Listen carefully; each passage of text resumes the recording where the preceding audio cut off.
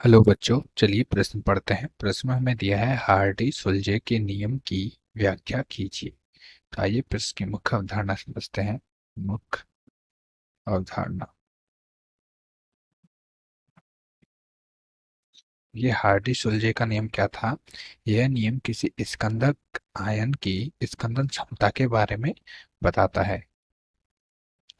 यह नियम किसी स्कंदक आयन की किसी स्कंदक आयन की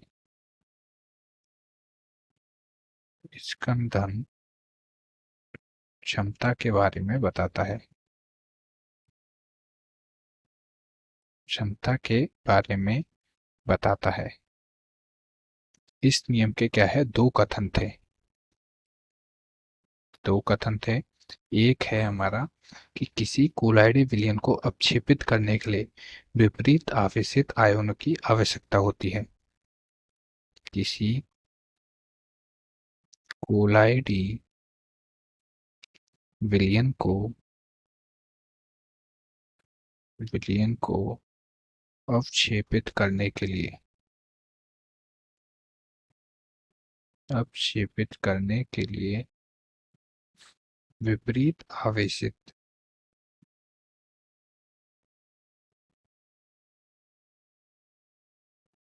विपरीत आवेशित आयनों की आवश्यकता होती है।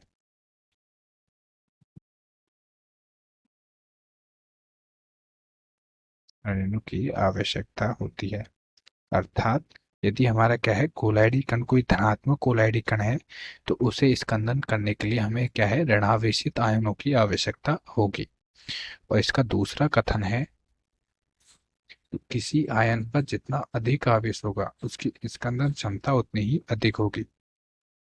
किसी आयन पर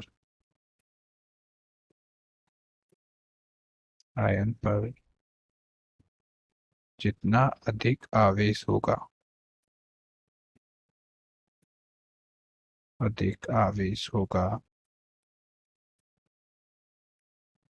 उसकी स्कंदन क्षमता स्कंदन क्षमता उतनी ही अधिक होगी।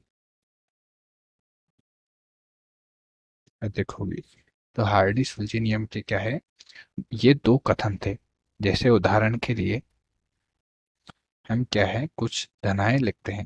तो धनायन की स्कंदन क्षमता देखो, Na प्लस Mg+2 Al+3 और Sn+4।